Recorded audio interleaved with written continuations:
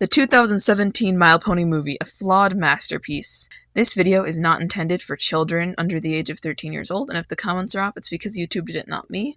Fair warning, there are going to be spoilers for this theatrical film. So, hello and welcome back. This is Daisy Spence.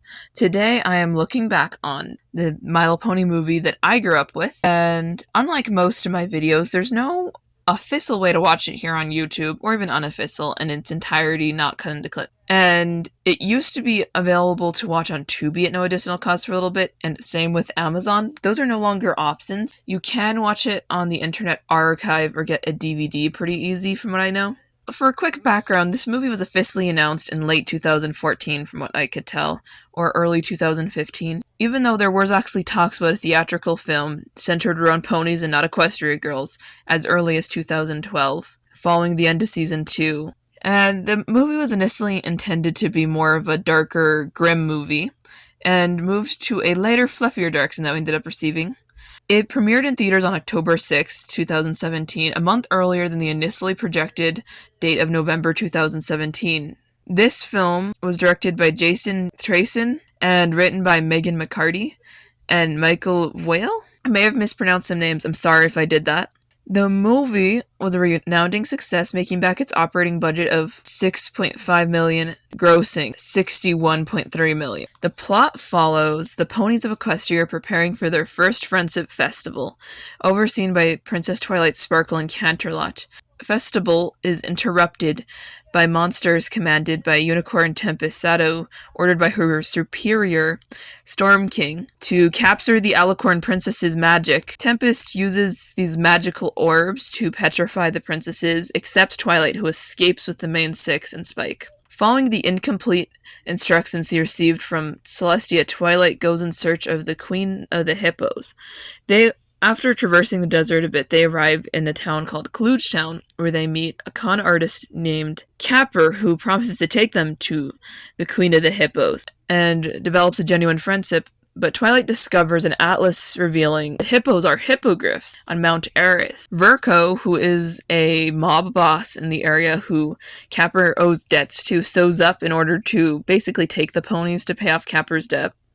And the ponies make an escape after they find out that Capper did that. Shortly after that, they board a airship that's run by bird-like pirates, who Rainbow Dash persuades to take them to Mount Eris. However, she accidentally gives away their location to Tempest Shadow, who had been searching for them this whole time, and the ship ends up going down, and the main six crash close to Mount Eris. On hoof, they explore the ruins of Mount Eris and discover that the kingdom had been deserted when Storm King had invaded. Twilight and her friends are going to a cave where they see a sea pony who leads them to her home, Sequestria. Princess Skystar convinces her mother to transform the main six and Spike into sea ponies and then a pufferfish for Spike. Her mother, Queen Novu, had hidden the sea ponies from the Storm King. Twilight asks to use the pearl from Queen Nova, which she denies her the opportunity to use that pearl. Twilight is fed up with her friend's carefree antics throughout the journey and desperately attempts to steal the pearl while her friends unknowingly distract the sea pony. Her plan backfires when she triggers an alarm shortly after that, after Queen Nova had already been persuaded to help out the ponies, resulting in the entire group getting banished for Twilight's actions. Then Twilight fiercely blows up at the main six over their incompetence and gets extremely upset, especially at Pinkie. This deeply offends her friends, so they leave her to cool down their own anger, when Tempest Shadow shows up and captures Twilight, lets Spike go though, and tells her story about why she's working with the Storm King and telling her about why she wants to get her horn back. Because as a fool, an Ursa Minor attacked her, causing her friends to stun her out of fear, and her magic to become a lot more violent. Back to the pirates and Capper and Skystar, who have followed the main six and have decided to inspire them to fight for Equestria and now Twilight. Cut back to Twilight. Her magic has been stolen and put into the staff, and the Storm King is using it to control the weather and be just generally destructive. And Tempest Shadow requests to have her horn fixed, but the Storm King denies her and instead tries to just get rid of her in Twilight. So Twilight defends Tempest when the Storm King makes one last bid to get his staff back when they have it for a minute, Tempest uses one of those, like, little bomb thingies that turns them into to stone, but ends up turning her into stone, and the Storm King falls and shatters. Meanwhile, the group who had come to rescue Twilight use the staff to get Tempest before she hits the ground and then revive her. They do then return the stolen magic from the princesses, depetrifying them and repairing the city of Canterlot and the castle. The Friendship Festival resumes with the pony celebrating alongside everyone. Twilight and her friends, encouraged by their adventure, go to see how Tempest is doing, and she decides to embrace the fact that her horn's broken and it's not going to get fixed, and does a little fireworks show with her, like, sparky magic. Tempest is officially a friend of the main six. My thoughts. This movie is a visual splendor. I adore the pacing, by the way. I think that we don't stay anywhere too long, and I don't think that we're not in any location long enough either. The movie benefited from having this wonderful 2D art style, which I'll go into on animation. I really love how a lot of stuff was actually kept from the art book, even if it doesn't seem like it. Klugetown strongly resembles what they initially planned, just less detailed, alongside Mount Eris, which is just gorgeous. And I really like how everything turned out. But let's go into characterization. The characters are relatively consistent. Twilight is the most criticized regarding her behavior because she acts in extremes, which does happen in the show, but not to this degree, in my opinion. As a character, when she's pushed outside of her comfort zone, she can get very impulsive and even mean at times.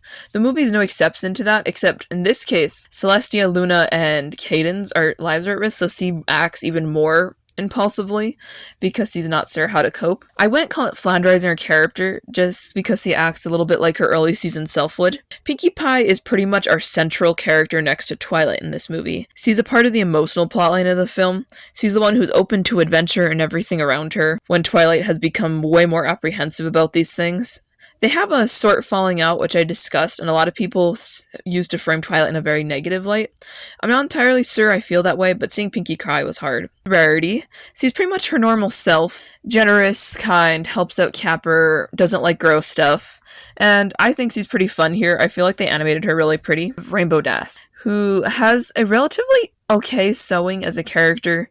She does her normal character things, which are she cares about her friends, she's defensive, but she also acts impulsively, and it's still very impulsive to the degree of the rain boom that gets them tracked down by Tempest when they could have safely reached Mount Eris. But I don't think it's that deep. Fluttershy is here. She doesn't do as much. She comforts a Storm King guard, so we don't get a huge amount of her character in this, but she is her normal, sweet, kind self, who I adore. It's really cute when she's with the baby sea pony. Applejack is similar. She isn't included a lot, and she doesn't really even have a specific moment I can think about sort of just keeping her hat on her head throughout this movie. She felt a bit like an afterthought, because she's the main six. They can't leave her out of their theatrical debut, but they didn't know what to do with her either. And I found that unfortunate, because she can be a really great character, maybe. She tries a little bit with Twilight, I guess, when they're fighting, but doesn't really go anywhere in our supporting cast. We have, starting off with Grubber, he is our comic relief, and he's not necessarily a great character. I know people hate on him when it first came out, but honestly, I don't really dislike his character. It's fine, I guess. We need comic reliefs at some point. And then we have Tempest Shadow, who is the badass unicorn. She's a really good character. They do a very good job with her in this movie.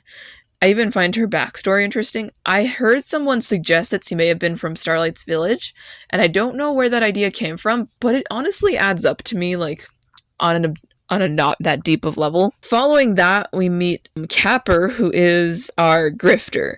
He intends to sell off the main six to pay off his debts, which they didn't see coming, but as the audience, we could tell they're saying up when he said, "Oh, tell Virgo, I'll have something that will get rid of all my debts." I don't know how they missed that. They were closer, you know?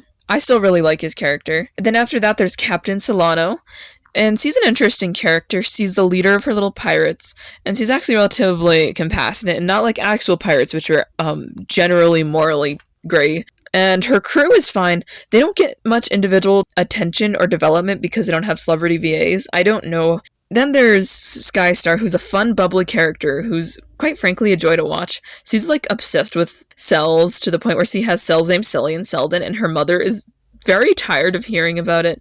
She just really wants a friend. And for some reason, none of the other sea ponies are her friends, and I find that sad. She's a princess and no one hangs out with her.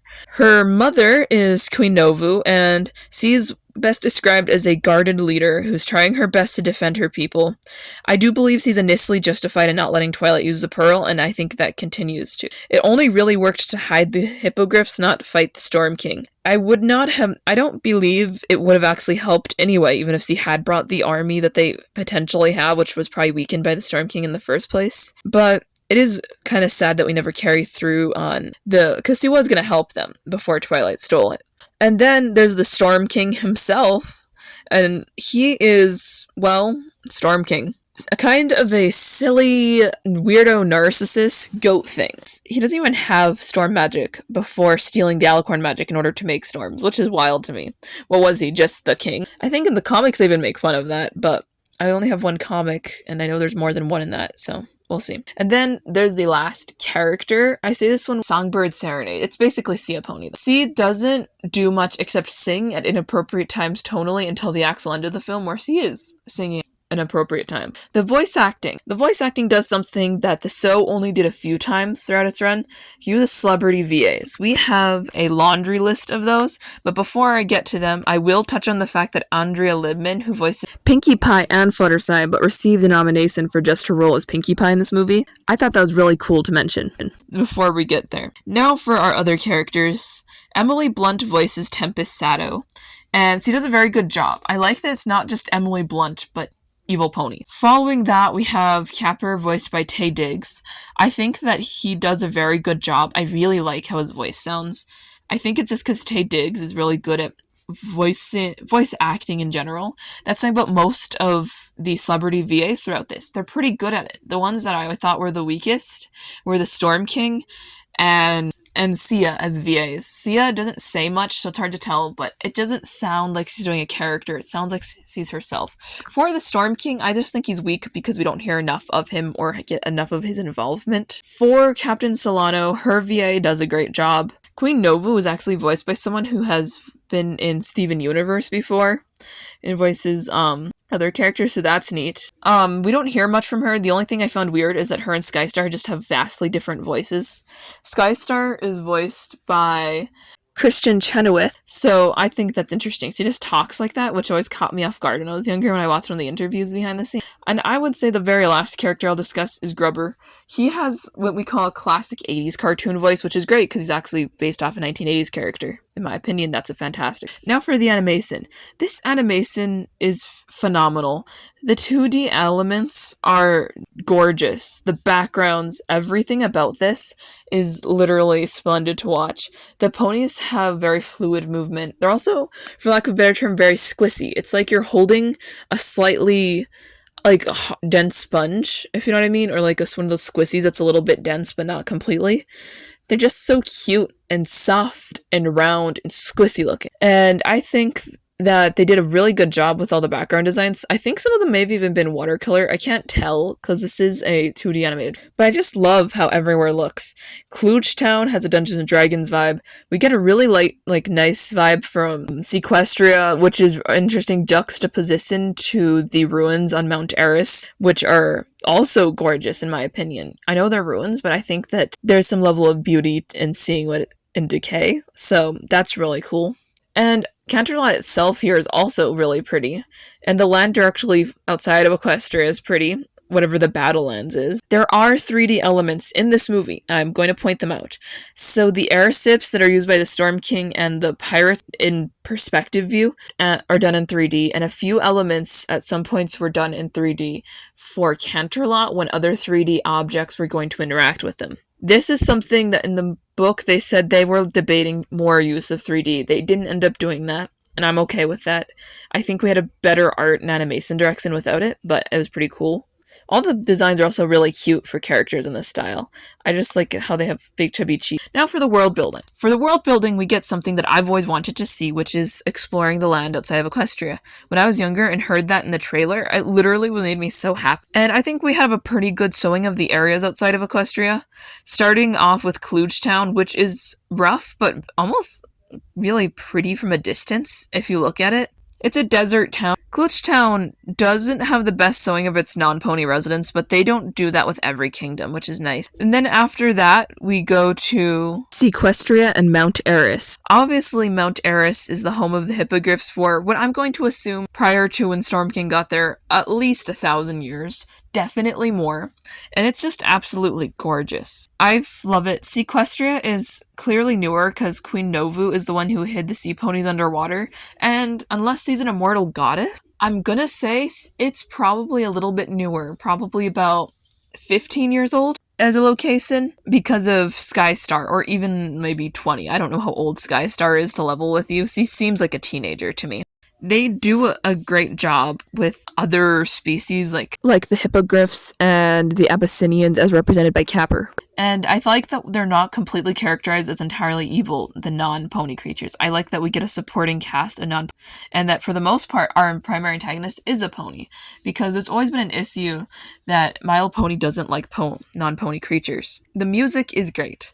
There are about 9 tracks, which are all very good. But the first one is probably my least favorite. It's just We Got the Beat, but it's a cover by like ponies. And it's fine. My mom likes it, so that makes me like it a little bit more. But it's not super great. We Got This Together is an okay song. It's a very generic pop. It's used to introduce the characters to laymen's in the audience who don't know them. And it does a good job with that, so credit where credit's due. Feels a little too short to me. I don't know how. I think it's because it gets cut off a little. Then there's the I'm the Friend That You Need. This is probably one of my favorites. I love this one. Whoever sings this, whether or not it's Taye Diggs or not, does a fantastic job and has a lot of re-listenability, I suppose. Not an individual or new track, but Capper listens to Girl from Impia in his home when they explore it, so I figured I'd mention it. And then after that, we have Time to Be Awesome, which is a surprisingly good song by Rainbow Dash, and even if it's one of the ones that I do, it slips out of my mind more often than others. And then after that we have One Small Thing, which is an absolute bop.